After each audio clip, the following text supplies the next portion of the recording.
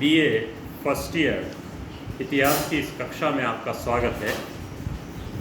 Paper second का अध्ययन हम कर रहे हैं अभी। इकाई 1 का दूसरा टॉपिक का अध्ययन कर रहे हैं। इसमें आज जो हम टॉपिक ले रहे हैं वो है तुर्कों के आक्रमण के समय भारत की दशा।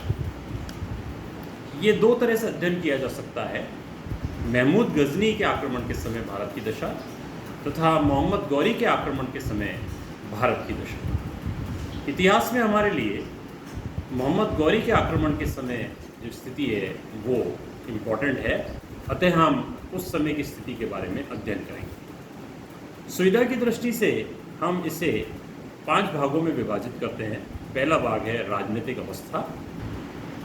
12वीं शताब्दी के अंतिम दशक में उत्तर पश्चिम भारत में 3 प्रमुख राज्य थे, पंजाब, मुल्तान और सिंध।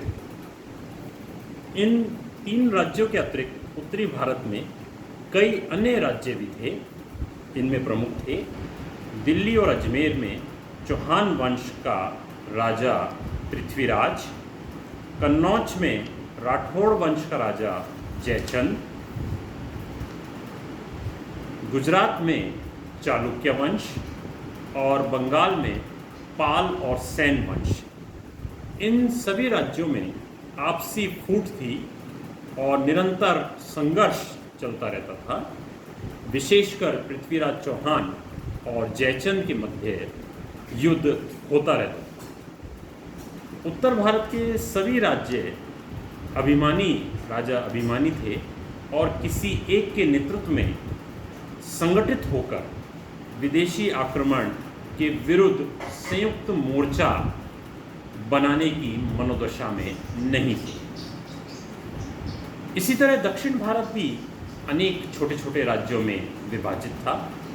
इनमें प्रमुख थे देवगिरी राज्य, जहाँ यादव शासन कर रहे थे। दूसरा वारंगल, जहाँ काकतीय शासन कर रहे थे। मदुरा, यहाँ पर पांड्य शासन कर रहे थे। ये राज्य भी परस्पर संघर्षशील थे।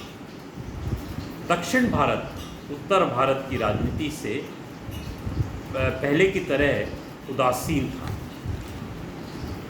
दूसरा अवस्था हम ले रहे हैं सामाजिक अवस्था, सोशल कंडीशन। सामाजिक दृष्टि से भारत दुर्बल था।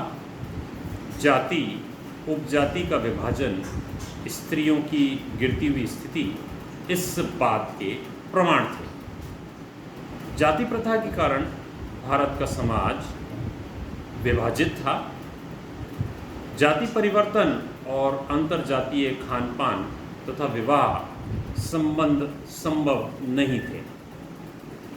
महमूद गौरी के आक्रमण के समय सामाजिक दृष्टि से भारत की स्थिति में केवल एक नया परिवर्तन आया कि अब देश के भीतरी भागों में भी मुसलमान शांतिपूर्वक प्रवेश कर चुके थे और विभिन्न स्थानों पर निवास कर रहे थे।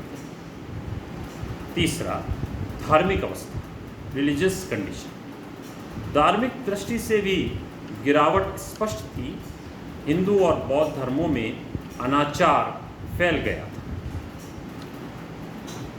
चौथा सैनिक अवस्था।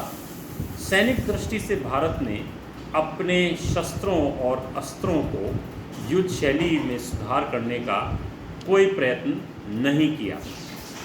भारतीय उस समय भी हाथियों पर निर्भर करते थे तथा उनकी युद्ध शैली रक्षात्मक अधिक और आक्रमणकारी कम थी। 5वां धार्मिक अवस्था, आर्थिक अवस्था, इकोनॉमिक कंडीशन। भारत आर्थिक रूप से संपन्न था। विस्तृत उपजाऊ भूमि और खनिज पदार्थ इसकी संपन्नता के लिए उत्तरदायी थे। विदेशी व्यापार भी अच्छा चल रहा था। भारत की संपत्ति एक दुर्बल व्यक्ति के समान थी, जिसको हथियाने के लिए कोई भी शक्तिशाली व्यक्ति लालच कर सकता। इस प्रकार राजनीतिक, सामाजिक, धार्मिक और सैनिक दृष्टि से भारत दुर्बल था, परंतु आर्थिक दृष्टि से संपन्न। धन्यवाद विद्यार्थी।